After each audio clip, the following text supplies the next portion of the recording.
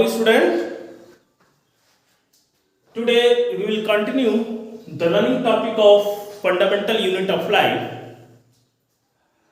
In previous video, we have learned about the history of cell and what is the cell made up of. Today we will talk about eukaryotic cell. आज हम student eukaryotic cell पे discuss करेंगे. Please student इस video को थोड़ा carefully सुनिएगा, क्योंकि अगर आप हमारे वीडियो को थोड़ा सा ध्यान देंगे तो सारी बातें आपको क्लियर हो जाएगी. ओके स्टूडेंट, यहाँ पे बोर्ड पे मैंने कुछ चीजें लिख रखी हैं, इसी को हम डिस्क्राइब करेंगे. तो हम बात करते हैं यूकैरियोटिक सेल पे. स्टूडेंट, आप यूकैरियोटिक सेल के बारे में मैंने प्रीवियस वीडियो में बता रखा है, लाइव क्लासेस में भी बताया है कि यूकैरियोटिक क्या होता है. उसके डायग्राम को भी मैंने डिस्क्राइब किया था, प्लांट सेल और एनिमल सेल को, और उसके नोट्स को भी मैंने आपको प्रोवाइड कर दिया था. कोई भी दिक्कत हो आप नोट्स को फॉलो कर सकते हैं. ठीक है, जितना पॉसिबल हो सकता है हम प्रयास करेंगे कि आपको अच्छे तरीके से समझ में आए. तो हम बात करते हैं eukaryotic cell. The main component of eukaryotic cell is plasma membrane or cell membrane or plasma lemma. The first component of eukaryotic cell is plasma membrane, and second component is nucleus, and third component is cytoplasm. Okay student, means the main component of eukaryotic cell is three: plasma membrane, nucleus and cytoplasm. एक चीज यहाँ पे student ध्यान देने वाली चीज है कि मैंने सेल वॉल को डिस्क्राइब नहीं किया है. क्यों नहीं किया है? क्योंकि सेल वॉल जो है सिर्फ और सिर्फ प्लांट सेल में मिलता है. यहाँ पर हम यूकैरियोटिक सेल में एनिमल सेल और प्लांट सेल दोनों के बारे में डिस्कस करेंगे, इसलिए हमने सेल वॉल को मेन कंपोनेंट के तौर पे नहीं लिखा है. इसलिए आप जब भी बताएंगे कि what is the main component of cell, you will write only three component, that is plasma membrane, nucleus and cytoplasm. Then now we will discuss about plasma membrane. plasma membrane क्या होता है? देखिए, फर्स्ट हम चीज plasma membrane पे discuss कर रहे हैं.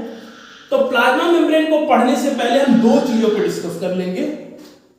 पहली चीज मेम्ब्रेन के बारे में हम डिस्कस करेंगे, और दूसरी चीज बायोलॉजिकल मेम्ब्रेन. दो चीजों के बारे में हम डिस्कस करेंगे. स्टूडेंट, इस चीज को हमने नोट्स में भी आपको भेजा है, वहां से भी आप क्लियर कर लीजिएगा. लेकिन यहां पे समझ लीजिए मेम्ब्रेन क्या होता है.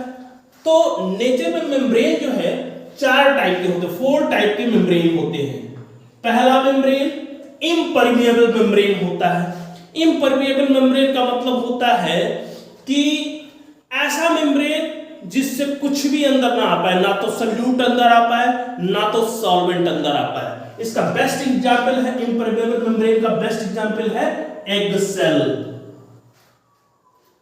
और एक एग्जांपल है यूरिफेरस ट्यूब्यूल्स होते हैं. तो एग सेल बेस्ट एग्जांपल है, आप इसको लर्न करेंगे, नोट्स में भी मैंने दिया है. यूरिफेरस ट्यूब्यूल्स भी है. सेकंड एग्जांपल है, सेकंड मेम्ब्रेन है परमिएबल मेम्ब्रेन. परमिएबल मेम्ब्रेन का मतलब होता है ऐसा मेम्ब्रेन जिससे सॉल्यूट और सॉल्वेंट दोनों ही अंदर पास हो जाए. तो इसका बेस्ट एग्जांपल होता है सेल वॉल, परमिएबल मेम्ब्रेन होता है. और थर्ड मेम्ब्रेन होता है, third semi permeable membrane. Semi permeable name से ही क्लियर है, सेमी, यानी कि सेमी परमिएबल मेम्ब्रेन का मतलब होता है कि ऐसा मेम्ब्रेन जिससे के थ्रू केवल सॉल्वेंट का मूवमेंट हो और सॉल्यूट का मूवमेंट ना हो, ऐसे मेम्ब्रेन को हम सेमी परमेबल मेम्ब्रेन कहते हैं. और ये मेम्ब्रेन कहां पे पाया जाता है? The membrane of mitochondria, mitochondrial membrane and chloroplast membrane. This is the best example, semi permeable membrane. And fourth one is selectively permeable membrane. Most important, selectively permeable membrane. Selectively permeable membrane का मतलब होता है कि ऐसा membrane जिसके through solvent तो आराम से जाए, लेकिन कुछ सल्यूट पार्ट भी चला जाए, सेलेक्टेड सल्यूट पार्ट जब क्रॉस करते हैं तो उसको हम सेलेक्टिवली परमेबल मेम्ब्रेन कहते हैं और इसका बेस्ट एग्जांपल है प्लाज्मा मेम्ब्रेन। इसी प्लाज्मा मेम्ब्रेन को हम आज डिस्कस करेंगे।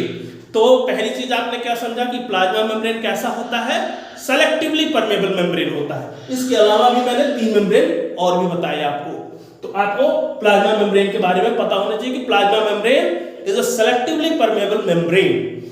सेकंड चीज हमने लिखा है यहाँ पे biological membrane. What is biological membrane, what is the difference of plasma membrane and biological membrane.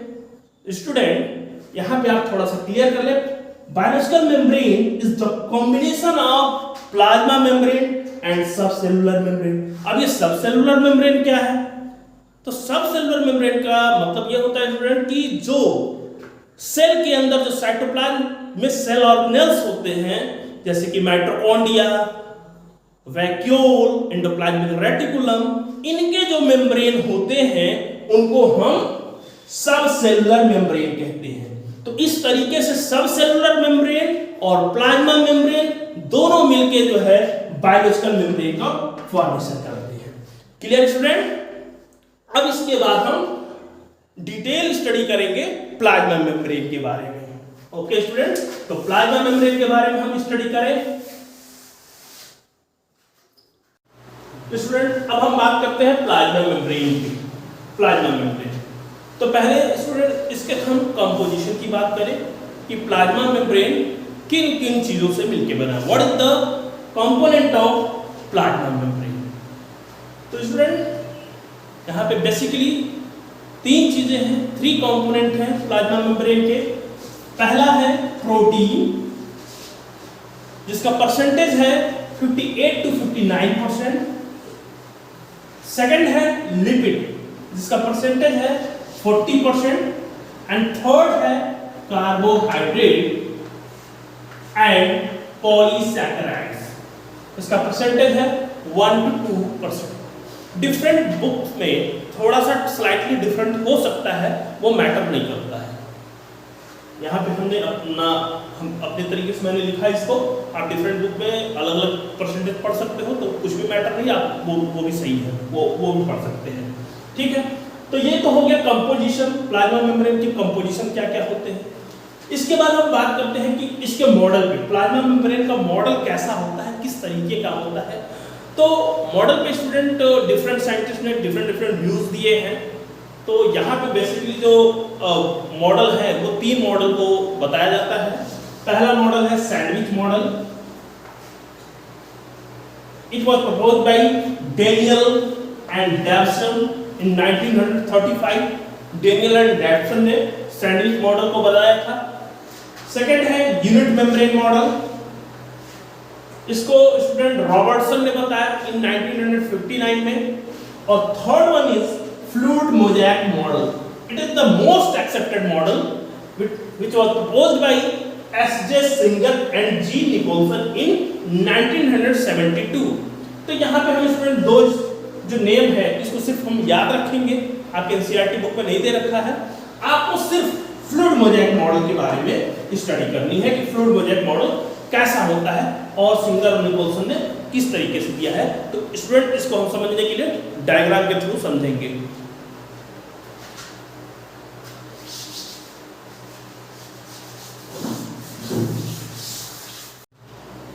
Student अब हम बात करते हैं most accepted model of plasma membrane, that is fluid mosaic model. As you know that student, it was proposed by S.G. Singer and G. Nicholson in 1972. 1972। ये fluid mosaic model क्या कहता है, कैसा स्ट्रक्चर होता है।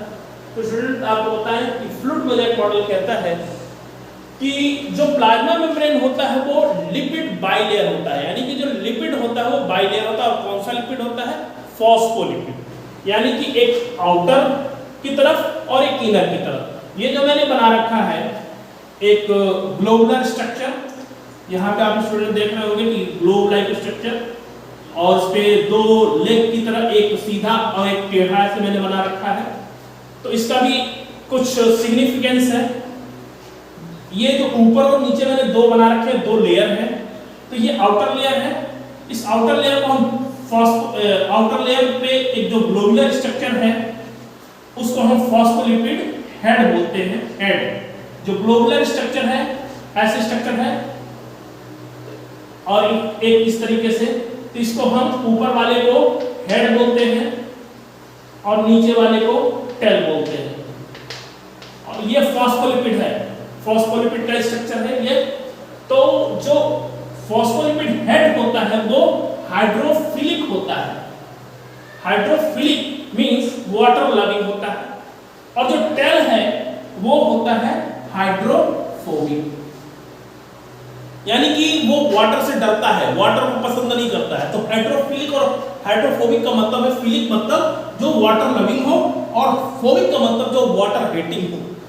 तो ये जो फॉस्फोलिपिड होता है उसके दो अलग अलग नेचर है। जो ग्लोबुलर स्ट्रक्चर है, हेड रीजन है वो हाइड्रोफिलिक है, और जो टेल रीजन है वो हाइड्रोफोबिक है। तो दो लिपिड बाइलेयर हो गया। दूसरी बात हम देखेंगे कि यहाँ पे जो प्रोटीन है वो दो टाइप की प्रोटीन होती है। हालांकि मैंने यहाँ पे 3 टाइप का बना रखा है, मैक्सिमम बुक्स में 2 ही टाइप की दे रखी है। कौन कौन सी? एक जो फॉस्फोलिपिड के ग्लोबुलर साइड पे यानी कि आउटर साइड पे एक लिपिड होती है जिसको हम बोलते हैं extrinsic protein. This lipid is called as extrinsic protein, यानी कि ये लिपिड के बाहर की तरफ होता है, इसलिए इसको हम एक्सट्रिंसिक प्रोटीन बोलते हैं। और एक प्रोटीन जो कुछ थोड़ा सा इसके अंदर की तरफ चला जाता है, इस मेम्ब्रेन की अंदर की तरफ चला जाता है, इधर भी आप बना सकते हो, इसको हम बोलते हैं इंट्रिंसिक प्रोटीन। यानी कि जो प्रोटीन लिपिड के अंदर की तरफ आ जाए उसको हम बोलते हैं इंट्रिंसिक प्रोटीन, और जो बाहर की तरफ है उसको हम एक्सट्रिंसिक प्रोटीन बोलते हैं। और एक प्रोटीन हमने बना रखा है ट्रांस मेम्ब्रेन प्रोटीन या टनल प्रोटीन, इसको और नेम दे देंगे, जगह नहीं है मेरे पास। इसको हम ट्रांस मेम्ब्रेन प्रोटीन या टनल प्रोटीन भी बोलते हैं। इसका काम क्या है? जैसा कि हमने पहले बता रखा है स्टूडेंट की जो प्लाज्मा मेम्ब्रेन होता है वो सेलेक्टिवली परमेएबल होता है। तो जो चीजें मेम्ब्रेन के थ्रू अंदर नहीं आ पाती हैं वो ट्रांस मेम्ब्रेन प्रोटीन इसको अंदर लाने की कोशिश करता है। ट्रांस मेम्ब्रेन प्रोटीन इसको हेल्प करता है। अब यहाँ पे बात होती है कि ये लिपिड और प्रोटीन का क्या मतलब है, क्या इसका सिग्निफिकेंस है मेम्ब्रेन में। तो इसका सिग्निफिकेंस ये है कि लिपिड और प्रोटीन की वजह से ये जो मेम्ब्रेन होता है वो फ्लेक्सिबल होता है। तो स्टूडेंट यहाँ पे क्या क्या चीजें आपको ध्यान रखनी है मेम्ब्रेन को डिस्कस करते समय? पहले तो आप बताएंगे कि most accepted model was given by Singer and Nicolson. और सिंगर और निकोलसन ने क्या बताया?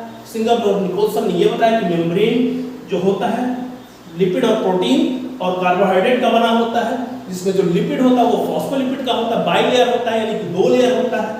और इसमें प्रोटीन जो होता है 2 टाइप के प्रोटीन होते हैं, एक एक्सट्रिंसिक प्रोटीन होता है और एक इंट्रिंसिक प्रोटीन होता है। और एक तीसरा टाइप का प्रोटीन भी आप बता सकते हो कि वो ट्रांसमेम्ब्रेनल टनल प्रोटीन होता है।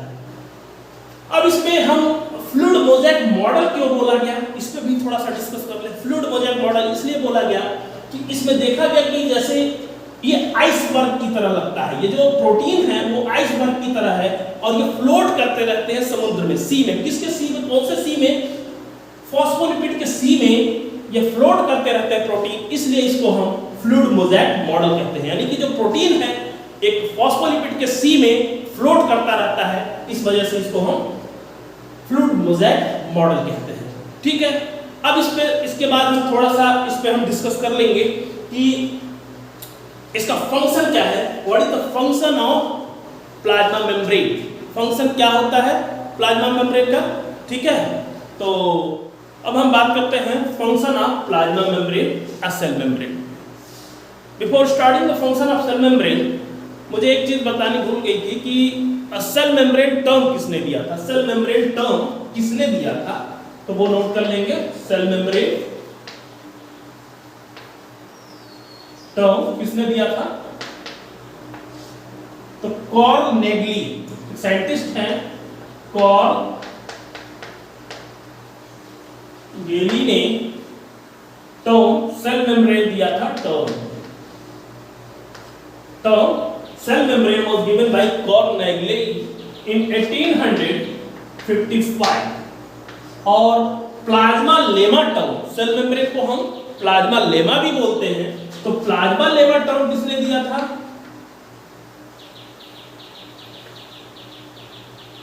प्लाज्मा लेमा टर्म किसने दिया था ये भी नोट कर लीजिए।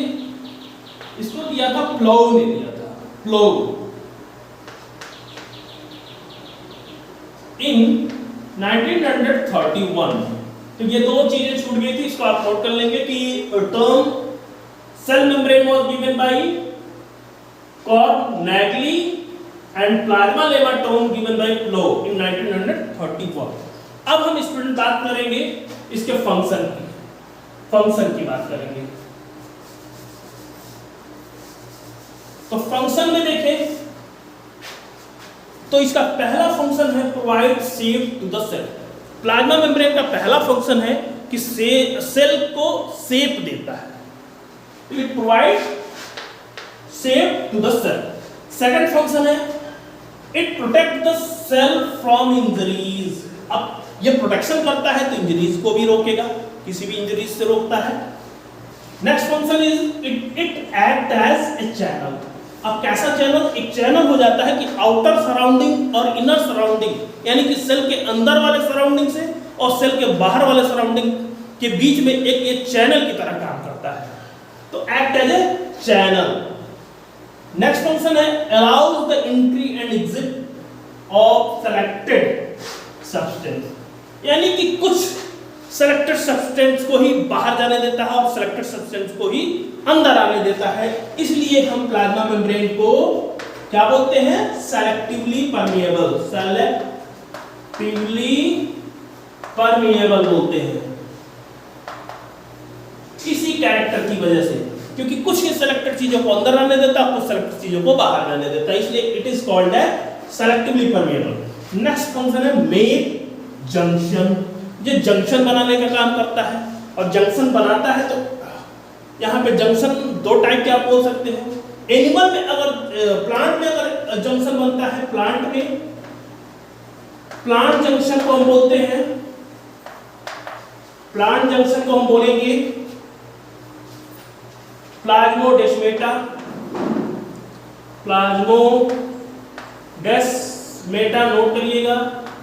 इन plant junction it is called as plasmodesmata, यानी कि प्लांट सेल जो है आपस में किसके थ्रू जुड़ते हैं?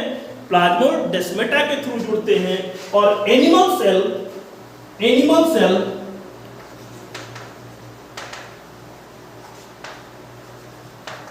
सेल डेस्मोसोम के थ्रू जुड़ते हैं, डेस्मोसोम। तो ये दो टर्म याद रखेंगे, इंपॉर्टेंट टर्म्स हैं। ओके स्टूडेंट, तो ये पूरी बात हमने प्लाज्मा मेम्ब्रेन पर डिस्कस करी। आपको नेक्स्ट टॉपिक पे हम न्यूक्लियस के बारे में डिस्कस करेंगे, और इसके नोट्स को मैं आपको प्रोवाइड कर दूंगा, आप वहां से भी उसको देख लीजिएगा। अगर कोई कंफ्यूजन होगा तो आप मेरे व्हाट्सएप नंबर पे कॉल कर सकते हैं। Okay student, thank you.